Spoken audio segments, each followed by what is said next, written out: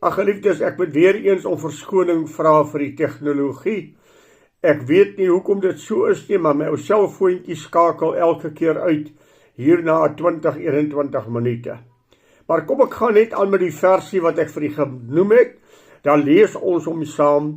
Wanneer die apostel Paulus praat oor die vooruitgang in die Here of dan die agteruitgang in die Here, om te groei geestelik of om geestelik te verstar en agteruit te gaan selfs.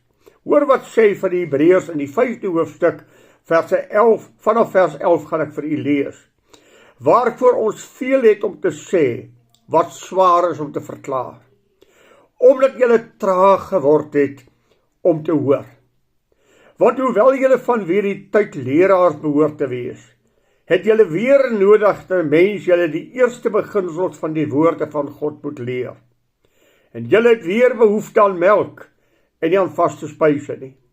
Want elkeen wat melk gebruik is onervare in die woord van geregtigheid, omdat hy 'n kind is. Maar vaste spyse is vir die volwassenes, vir die wat geestesvermoëns besit, deur die gewoonte geoefen om goed en kwaad van mekaar te skei.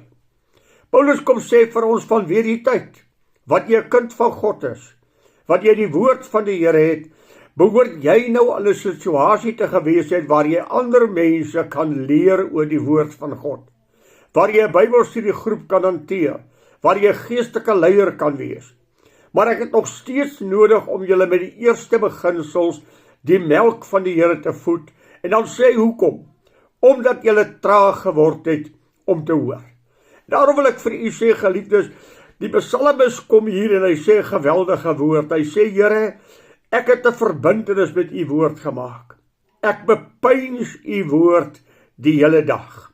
En geliefdes, dit is wanneer jy sal groei. Geestelike groei gebeur net deur die openbaring van die woord van God. Deurdat ek die woord van God lees, die woord van God onder oë neem en dan bepeins daaroor. Stil staan. Kyk wat God vir my sê. Geliefdes, die woord van die Here is so ontsettend ryk. Ek is tans besig met die boek Efesiërs. En baie keer lees ek net een versie.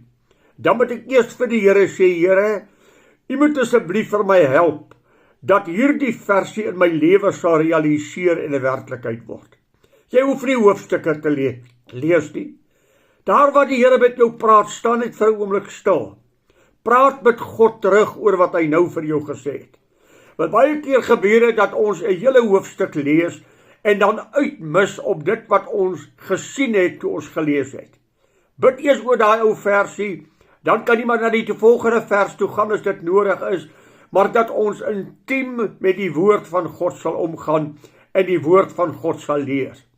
Ag, u ken mos Psalm 1, daar die pragtige woorde wat sê, welgeluksalig is die man wat nie wandel in die raad van die goddelose, en nie staan op die weg van die sondaars, en nie sit in die kring van die spotters nie, maar sy behaag is in die wet van die Here, en hy oordink sy wet dag en nag. Hy sal wees as 'n boom, wat geplant is by waterstrome, wat sy vrugte gee op die tyd, en waarvan die blare nooit verwelk nie. En alles wat hy doen, voer hy voorspoedig uit. Die verhouding met die woord van God in my hart en in my lewe. Die woord van God wat in my hart lewe, en waarna ek telke male deur die dag kan terugverwys om te sê, die Here het vir my gesê. Ek gaan dit later moontlik weer vir u by 'n boodskap sê. Weet jy, geliefdes, heel dikwels gee die Here in die oggend in jou stilte tyd, wanneer jy voor God stil raak, gee hy alreeds vir jou die antwoord oor wat vandag oor jou lewe sal kom. Aanslae, beproewinge, uitdagings wat oor jou lewe sal kom, waarna die Heilige Gees vir jou kan sê, onthou jy wat jy vanmôre gelees het, en wat jou staande kan hou. Daarom wil ek vir u aanmoedig en vir u sê, geliefde, doen soos die psalmis. Here, hoe lief het ek u wet? Ek het vir u gesê, dis 'n vraag wat ek myself moes vra. Hoe lief het ek u wet? En onmiddellik dink ek in Psalm 1 Johannes 21. Simon, seun van Jona, het jy my waarlik lief, meer as almal hier. 3 keer. Simon, seun van Jona, het jy my waarlik lief? En dan in die 3de keer sy hulle vra. Dan vra hy, Simon, seun van Jona, het jy my lief? Meer as alles hier. Simon sy oë laat sak, bitterlik gehuil en gesê, Here, U weet alles. Dis immers ek wat 3 maal gesweer het, ek ken U nie. Kom ek vra vir U, hoe lief het jy jou Here en jou God? Nie net sê nie, dink 'n oomblik daarna diep in jou emosie. Hoe lief het jy God? En dan die tweede plek, hoe lief het jy die woord van God? Dit die spreuke van God. Is dit vir jou aangenaam en opgewonde om die stem van God te hoor as jy sy woord lees?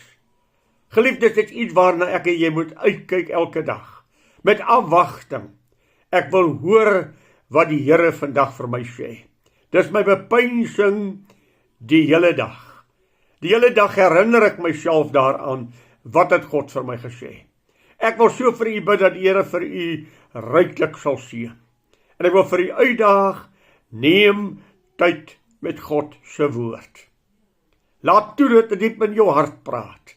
En mag die seën en die genade en die grootheid en die seën van Psalm 1 joune wees. Hy sal wees so 'n boom wat geplant is by waterstrome, wat sy vrugte gee op die tyd, en waarvan die blare nooit verwelk nie, en alles wat hy doen, voer hy voorspoedig uit. Ek bid jou die seën van die Here toe, 'n mooi dag vir jou, en die ryke genade van God jou deel. Goeiedag, totdat ons weer met mekaar saam praat.